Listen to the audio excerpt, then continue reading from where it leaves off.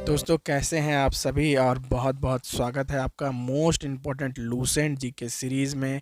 और चलिए देखते हैं आज का पहला प्रश्न। तो देखिए पहला प्रश्न ही कितना ज़्यादा महत्वपूर्ण है।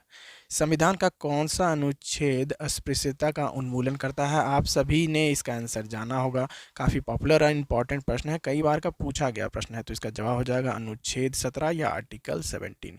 अस्पृश्यता बोल ले, छुआछूत बोल ले, अनटचेबिलिटी बोल ले, चाहे कुछ भी इस तरह का आ जाए तो आपको अनुच्छेद 17 देना है।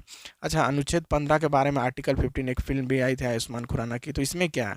तो इसमें जो है ये भी आपको याद रखना है कि धर्म, जाति या फिर लिंग के आधार पर भेदभाव नहीं होगा। तो ये आर्टिकल 15 था, धर्म जाति के आधार पर भेदभाव नहीं। आर्टिकल 14 में क्या है? तो इसमें समानता का अधिकार या समता का अधिकार है, ये भी आपको याद रखना है। 15 में हो गया धर्म जाति के आधार पर भेदभाव नहीं, 14 में समता और 17 में हो गया अस्पृश्यता या अनटचेबिलिटी का अंत। देखिए क्या बोल रहा है, भारत के संविधान के किस अनुच्छेद के तहत भारत के राष्ट्रपति का महाभियोग लगाया जा सकता है? तो राष्ट्रपति का महाभियोग यानी राष्ट्रपति को पद से हटाने की प्रक्रिया, तो ये किस में है? ये है अनुच्छेद 61 या 61 में। तो ये आपको याद रखना है, इंपॉर्टेंट है। अनुच्छेद 76 की बात करें तो इसमें क्या है? इसमें है महान्यायवादी। ठीक है, महान्यायवादी, महान्यायवादी, ये भी आपको याद रखना है। अच्छा, एक चीज़ यहाँ से ये पूछा जाता है ना कि महान्यायवादी की नियुक्ति के लिए क्या योग्यता होनी चाहिए? तो याद रखिएगा कि ये जो है ना, मुख्य न्यायालय का न्यायाधीश चुने जाने योग्य है। ठीक है, ये आपको याद रखना है, मुख्य न्यायालय का न्यायाधीश चुने जाने योग्य है, तभी उसे महान्यायवादी सरकार की तरफ से नियुक्त किया जाता है। और अनुच्छेद 356 में क्या है? तो इसमें है राष्ट्रपति शासन। राष्ट्रपति शासन आपने सुना भी होगा कि इस राज्य में राष्ट्रपति शासन लग गया कई राज्यों में। तो ये अनुच्छेद 356 में इसे आपातकाल भी कहते हैं, आपातकाल। ठीक है, तो ये आपको याद रखना है। 76 में हो गया महान्यायवादी, 61 में हो गया राष्ट्रपति का महाभियोग, अनुच्छेद 356 में है आपका राष्ट्रपति शासन या आपातकाल। ये सब आपको याद रखना। अच्छा, देखिए क्या बोल रहा है, पंचायती राज को लागू करने का प्रस्ताव किस पंचवर्षीय योजना में दी गई थी? तो किस पंचवर्षीय योजना में दी गई थी? पंचायती राज बहुत ज़्यादा इंपॉर्टेंट है, कई बार प्रश्न पूछा था। तो ये दूसरी पंचवर्षीय योजना में दी गई थी, आपको याद रखना है। और दूसरी पंचवर्षीय योजना का काल कब से था? तो ये भी आपको याद रखना, 1956 से 61 तक दूसरी पंचवर्षीय योजना। अच्छा, पहली पंचवर्षीय योजना का काल कब से था, ये पूछा जाता है। तो ये आप कमेंट कीजिएगा, जरूर कमेंट करके बताइएगा। मैं कमेंट में आपको लाइक दे दूंगा, जिनका भी सही रहेगा। ये आपका होमवर्क रहा, आपको कमेंट करना है। अभी का अभी जाके कमेंट कीजिए वीडियो पॉज करके। देखिए क्या बोल रहा है कि मौलिक अधिकारों का प्रवर्तन पर रिट्स जारी कर सकता है। तो मौलिक अधिकारों के लिए रिट्स कौन जारी करता है? तो ये सुप्रीम कोर्ट जारी करता है। प्रश्न दूसरी तरह से पूछा जा सकता है कि मौलिक अधिकारों का संरक्षक कौन है? ठीक है, तो ये पूछा जाएगा तो भी आपका आंसर हो जाएगा सुप्रीम कोर्ट। तो ये आपको याद रखना है। और ये 5 तरह के रिट्स जारी करती है, जैसे बंदी प्रत्यक्षीकरण आपने सुना होगा, हेवियस कॉर्पस जो है, इसी तरह परमादेश है, क्यू वारंटो है, इस तरह के रिट्स जारी करते हैं सुप्रीम कोर्ट। ठीक है, तो ये आपको याद रखना है। मौलिक अधिकारों का प्रवर्तन सुप्रीम कोर्ट करता है। राज्यसभा के सदस्यों का चुनाव करने के लिए विधानसभा में किस प्रकार का मतदान होता है? देखिए कंफ्यूज मत होइएगा, राज्यसभा हो गया अपर हाउस जो दिल्ली में है, और विधानसभा हर राज्य में होती है। ठीक है, तो विधानसभा से चुने सदस्य, मतलब राज्य से चुने सदस्य, राज्य की जो विधानसभा है उससे चुने सदस्य जो एमएलए लोग हैं, उन्हीं के बीच से चुने हुए सदस्य को राज्यसभा में भेजा जाता है। तो हर राज्य क्या करता है? ओपन वोटिंग करवाता है। ठीक है, ओपन वोटिंग होता है और उसमें से कुछ सदस्यों को चुन के राज्यसभा में भेजा जाता है और इसी तरह सदस्यों का चुनाव होता है। किस राज्य के अनुच्छेद 356 के तहत राष्ट्रपति शासन प्रस्तावित है? तो देखिए अनुच्छेद 356 में अभी हमने पढ़ा था कि राष्ट्रपति शासन है। तो इसमें इसके अंदर क्या है कि राज्य सूची के विषय पे कानून बनाने की शक्ति संसद के पास मानी जाती है। ध्यान दीजिएगा, राज्य सूची का कोई भी विषय है तो उस पर कानून कौन बना सकता है? तो वो संसद बना सकता है। जैसे अनुच्छेद 356 लागू हो गया, मान लीजिए, ठीक है, राष्ट्रपति शासन या आपातकाल लागू हो गया, तो अब उस राज्य के बारे में कोई भी कानून बनाना चाहे तो वो संसद बना सकता है। ठीक है, अब देखिए यहाँ क्या बोल रहा है कि संसद में धन विधेयक को किस अनुच्छेद में परिभाषित किया गया है? तो ये याद रखिएगा, धन विधेयक है अनुच्छेद 110। ठीक है, इंपॉर्टेंट है, बहुत बार पूछा गया। और 112 में क्या है बताइए? 112 में जो है वित्त विधेयक। ठीक है, बजट जो बोलते हैं ना आप, बजट भी इसी के अंदर आता है। हालांकि बजट बोल के कोई शब्द का आपका विवरण नहीं है, लेकिन याद रखिएगा अनुच्छेद 112 भी इंपॉर्टेंट है। 110 में धन, 112 में वित्त है, वित्त या बजट शब्द का उल्लेख है। निम्नलिखित में से कौन सा शब्द संविधान की प्रस्तावना में सबसे पहले आया? तो देखिए संविधान में ये सभी शब्द हैं। स्वतंत्रता, समता, न्याय, बंधुत्व, ये सभी, या फिर समाजवादी शब्द बोल लीजिए, तो ये सभी शब्द हैं। लेकिन सबसे पहले कौन सा शब्द है? तो सबसे पहले है न्याय। ठीक है, न्याय, जस्टिस जो शब्द है वो सबसे पहले है, याद रखिएगा, महत्वपूर्ण है। अच्छा देखिए क्या बोल रहा है, 92वें संविधान संशोधन अधिनियम 2003 द्वारा 8वीं अनुसूची में शामिल की गई भाषाओं में से निम्नलिखित में से किस भाषा को शामिल नहीं किया गया? तो देखिए बोडो, डोंगरी, संथाली को शामिल किया गया था कब? 92वां संशोधन अधिनियम 2003। ये सब आपको डेटा याद रखना है। और 8वीं अनुसूची, देखिए कितना सारा क्वेश्चन एक ही प्रश्न से बन रहा है। 92वां संविधान संशोधन 2003 द्वारा 8वीं अनुसूची में बोडो, डोगरी और संथाली को शामिल किया गया, यानी संस्कृत को शामिल नहीं किया गया। यही आपका सही जवाब हो जाएगा। सारा का सारा पॉइंट याद रखिएगा, आपके एग्जाम में पूछा जा सकता है। अच्छा देखिए इतना दूर तक आ गया है, यानी आपको वीडियो पसंद आ रहा है, तो उस भाई के चैनल को सपोर्ट जरूर कीजिएगा। चैनल में नए हैं तो चैनल को सब्सक्राइब कर लीजिएगा। साथ ही साथ वीडियो को अपने दोस्तों के साथ ज़्यादा से ज़्यादा शेयर कीजिएगा, ताकि वीडियो में ज़्यादा व्यू आए तो मोटिवेशन मिलेगा और मैं और भी ज़्यादा अच्छी वीडियो आप तक पहुँचा पाऊँ। 44वें संशोधन के तहत निम्नलिखित में से कौन कानूनी अधिकार बन गया? देखिए 44वां संशोधन के बारे में पूछ रहा है, कौन सा कानूनी अधिकार बन गया? तो संपत्ति का अधिकार बन गया 44वां संशोधन के तहत। अच्छा ये कानूनी अधिकार बन गया, पहले कौन सा अधिकार था? तो ये पहले मौलिक अधिकार था, यानी मूल अधिकार था। ठीक है, पहले ये मौलिक अधिकार था। आपसे प्रश्न ये भी पूछा जाता है कि संपत्ति के अधिकार को मौलिक अधिकार से किस संविधान संशोधन के तहत हटाया गया? तो वो भी आपका आंसर हो जाएगा 44। दोनों तरह से प्रश्न पूछा जाता है, इसलिए आपको दोनों चीज याद रखना है। अनुच्छेद 44 के तहत संपत्ति का अधिकार को मौलिक अधिकार से हटा के कानूनी अधिकार बना दिया गया। ठीक है। अच्छा पॉलिटी पढ़ते पढ़ते बोर्ड हो गए होंगे, तो देखिए अब आ गया है हिस्ट्री। क्या पूछ रहा है, 1773 में फोर्ट विलियम कलकत्ता में स्थापित उच्च न्यायालय के प्रथम मुख्य न्यायाधीश कौन थे? देखिए ये फोर्ट विलियम है, ये मॉडर्न इंडिया का प्रश्न है तो इंपॉर्टेंट है। तो सर इलियाज इम्पे, सर इलीजा इम्पे जो थे फोर्ट विलियम में जो कलकत्ता उच्च न्यायालय है तो उसके मुख्य न्यायाधीश थे, याद रखिएगा।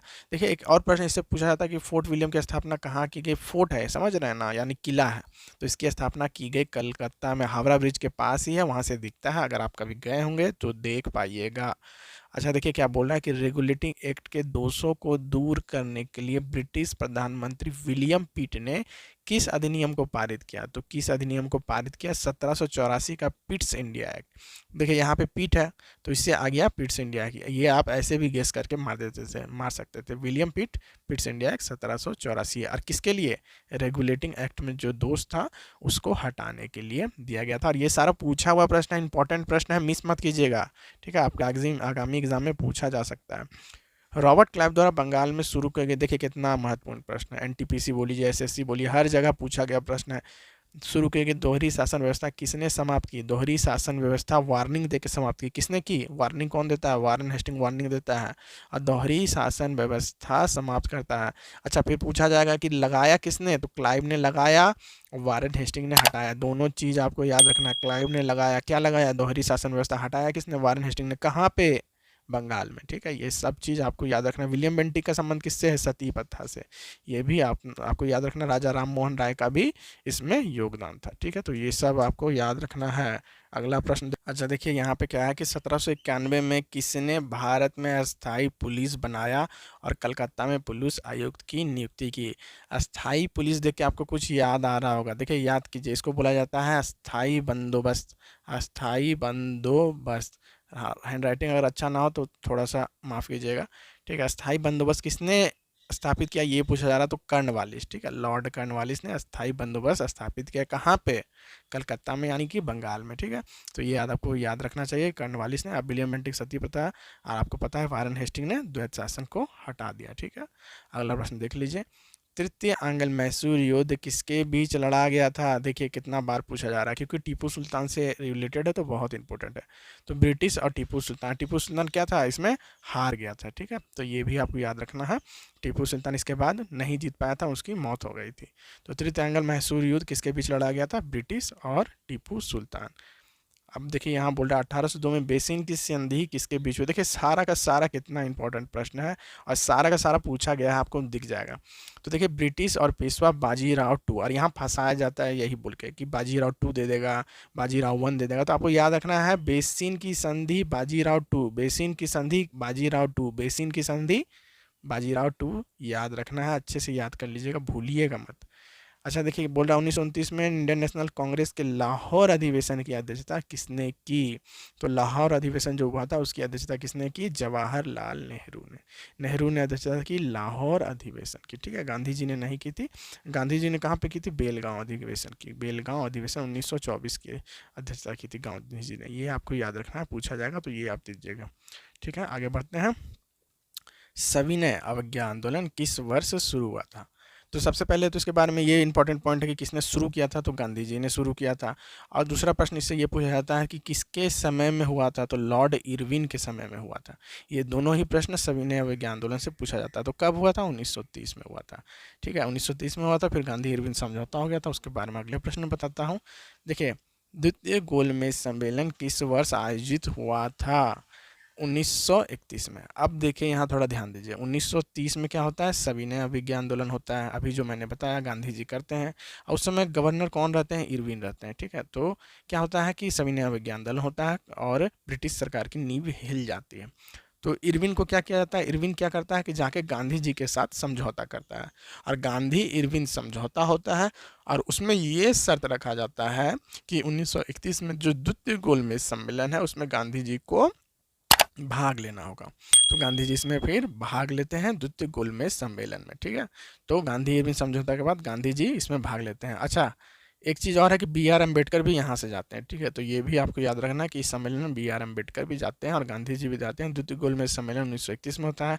अगर पूछ ले प्रथम गोलमेज सम्मेलन कब होता है, तो इसके एक साल पहले यानी 1930 में होता है। ये सारा का सारा पॉइंट आपको याद रखना है।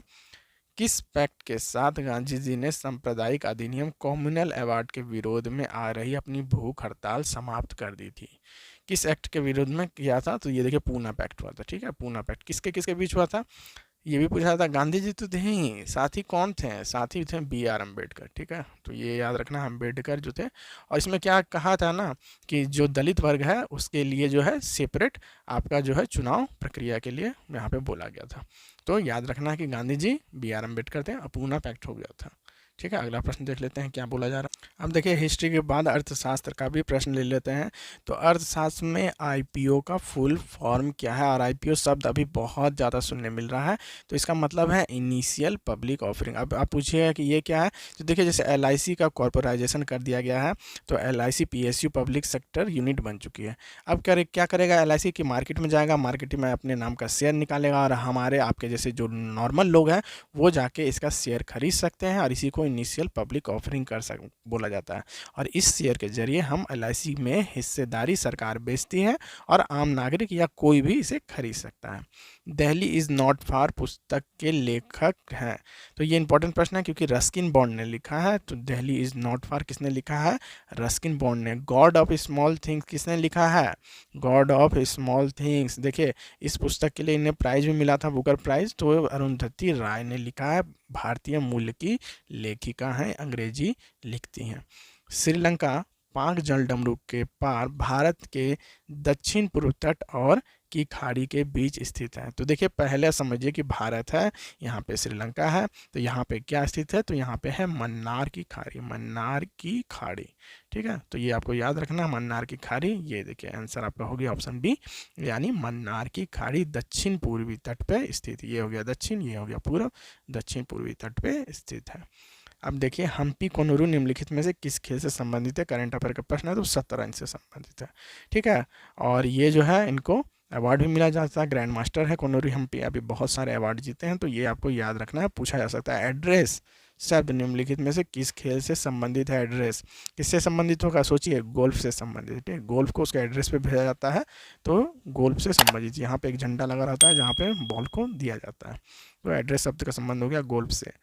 में स्थित विजय शहर the city of victory Fatehpur Sikri मुगलों के गौरवशाली शासन के दौरान स्थापित किया गया था।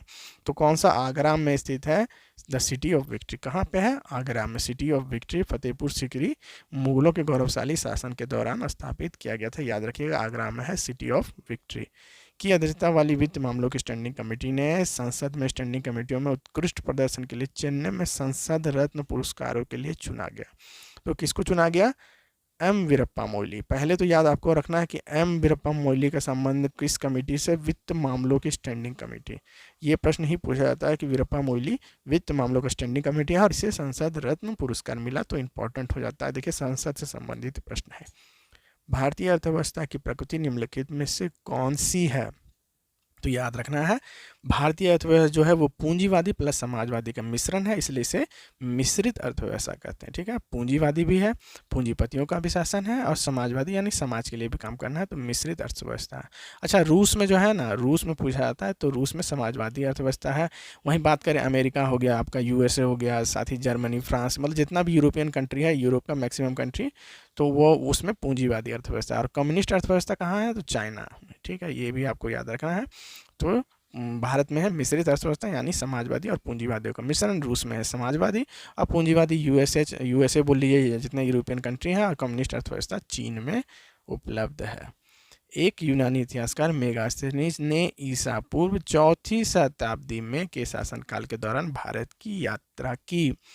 तो देखिए मेगास्थनीज कब आया था, सीधा यही पूछा था। तो ये चंद्रगुप्त मौर्य के समय आया था। मेगास्थनीज कब आया था? चंद्रगुप्त मौर्य के समय। चंद्रगुप्त मौर्य सुनते ही आपको याद आ गया होगा कौटिल्य का या विष्णुगुप्त का, तो ये भी इससे इंपॉर्टेंट, चंद्रगुप्त के महामंत्री थे या सलाहकार थे कौटिल्य।